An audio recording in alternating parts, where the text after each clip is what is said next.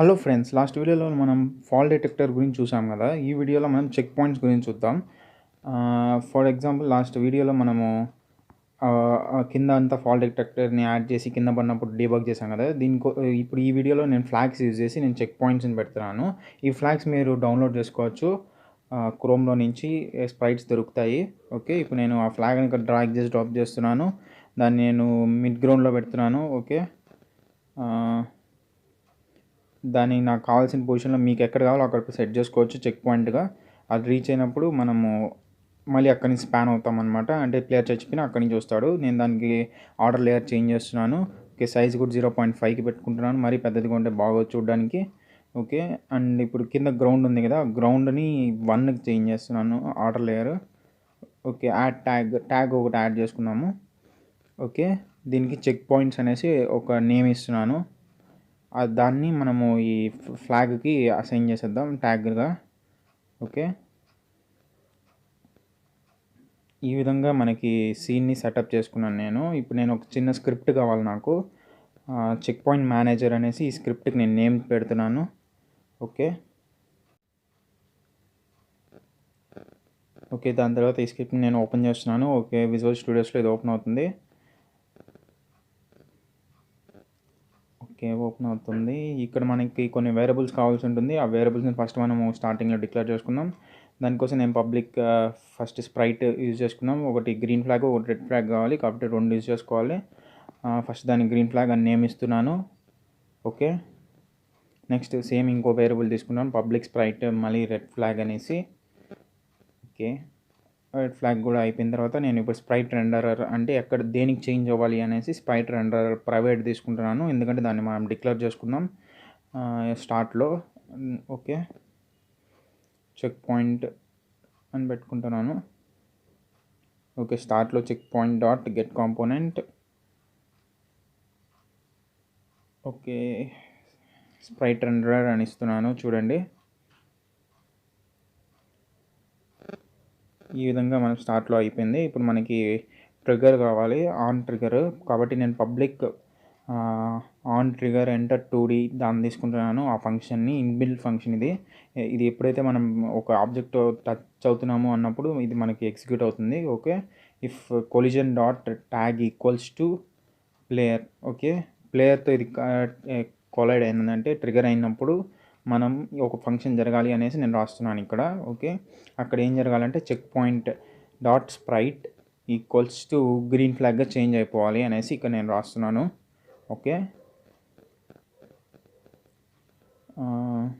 అంతా సెట్ అయింది. ఓకే, ఇప్పుడు నేను ఒకసారి సేవ్ చేస్తున్నాను. సేవ్ చేసి మీకు క్లారిటీగా అక్కడ నేను చూపిస్తాను చూడండి యూనిటీ ఎడిటర్లో. అండ్ ఒకసారి డీబగ్ కూడా మీకు తెలియాలి కాబట్టి debug dot log reach check point అనేసి నేను టైప్ చేస్తున్నాను ఇక్కడ. అంటే కన్సోల్లో మనకి చూపిస్తుంది ఇక్కడ మనము ఏం జరిగింది అనేసి ప్రింట్ అవుతుంది ఇది. ఓకే, ఇంకా నేను స్క్రిప్ట్ని సేవ్ చేస్తున్నాను. కంట్రోలర్స్తో సేవ్ చేయడం మర్చిపోకండి. ఓకే, ఇప్పుడు నేను ఇక్కడ రెడ్ ఫ్లాగ్ ఉంది కదా, దానికి నేమ్ చేంజ్ చేస్తున్నాను చెక్ పాయింట్ అనేసి. ఓకే, ఎందుకంటే అది చెక్ పాయింట్ ఫ్లాగ్ అనేసి కాదు. ఓకే, ఇక్కడ మనము దానికి స్క్రిప్ట్ని యాడ్ చేస్తున్నాను. ఇక్కడ మనం రెడ్ ఫ్లాగ్ని గ్రీన్ ఫ్లాగ్ని డ్రాగ్ చేసి డ్రాప్ చేయాలి.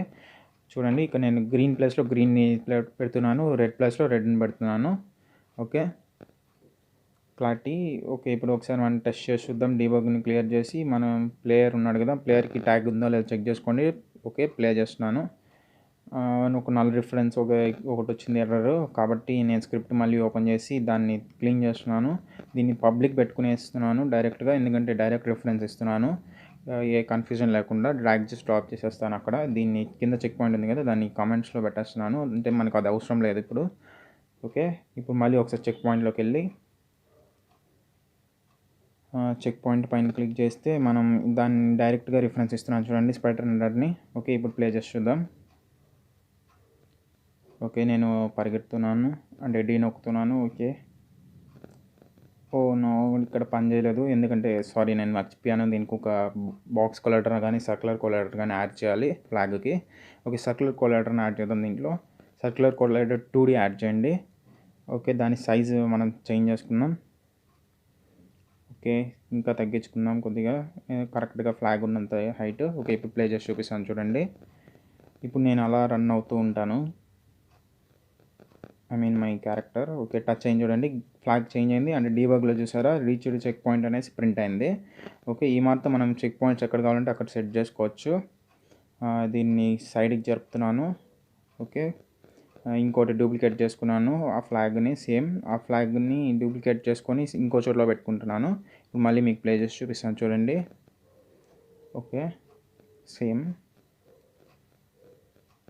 మనకి ఫ్లాగ్ కలర్ చేంజ్ అయింది. మళ్ళీ ఈ ఫ్లాగ్ దగ్గరికి వెళ్దాం. ఇక్కడ కూడా ఫ్లాగ్ కలర్ చేంజ్ అయింది. అంతే, చాలా సింపుల్గా ఇలా జరుగుతూ ఉంటుంది. ఇప్పుడు దీంట్లో మనం కోడ్లో ఇంకొన్ని వేరియబుల్స్ యాడ్ చేసుకుందాం. Public bool, okay, checkpoint రీచ్డా కాదా అనేసి ఒకటి బూలియన్ తీసుకుందాం. ఓకే, ఇప్పుడు మనం ట్రిగ్గర్ ఉంది కదా, ఆ ట్రిగ్గర్ ప్లేస్లో check point reached equal to true అని పెట్టుకుందాం. ఎందుకంటే రీచ్ అయిందా లేదా అనేసి తెలుసుకోవడానికి. అండ్ పైన మనము ఇనిషియల్గా ఫాల్స్ ఇచ్చేద్దాం పైకి వెళ్ళి. ఓకే, అప్పుడు మనకి క్లారిటీ ఉంటుంది. అండ్ దాన్ని నేను ట్రూవా కదా అని దాన్ని కూడా ప్రింట్ చేద్దాం ఒకసారి. ప్లస్ ట్రూ అంటే చెక్ పాయింట్ రీచ్డ్, అది ట్రూవా ఫాల్స్ అని చూపిస్తుంది మనకి టచ్ అయినప్పుడు. ఓకే, అండ్ పైన ఇనిషియల్గా నేను ఫాల్స్ ఇచ్చేస్తున్నాను. ఓకే, ఇప్పుడు ఒకసారి మళ్ళీ మనము ప్లే చేసి చూద్దాం. ఓకే, స్క్రిప్ట్ని సేవ్ చేసుకున్నాను. ఇప్పుడు నేను ప్లే చేస్తున్నాను చూడండి. ఓకే, మనం రన్ అవుతుంది. ఇక్కడ నేను చూపిస్తాను చూడండి, చెక్ పాయింట్ ఫాల్స్లో ఉంది కదా ఇప్పుడు. ఓకే, ఇప్పుడు చూడండి టిక్ మార్క్ పడింది, చెక్ పాయింట్ రీచ్డ్. ఇప్పుడు ఇంకో ఫ్లాగ్ నేను క్లిక్ చేస్తున్నాను. దానికి చూడండి ఫస్ట్ చెక్ బాక్స్ టిక్లో లేదు, ఇప్పుడు నేను దాన్ని టచ్ చేసిన వెంటనే టిక్ అవుతుంది. ఓకే ఫ్రెండ్స్, ఈ వీడియోలో ఇంతే. నెక్స్ట్ వీడియో ప్లేయర్ రీస్పానింగ్ గురించి చూపిపోతున్నాను. దాని చూడాలని కూడా సబ్స్క్రైబ్ చేసుకోండి. Thanks for watching.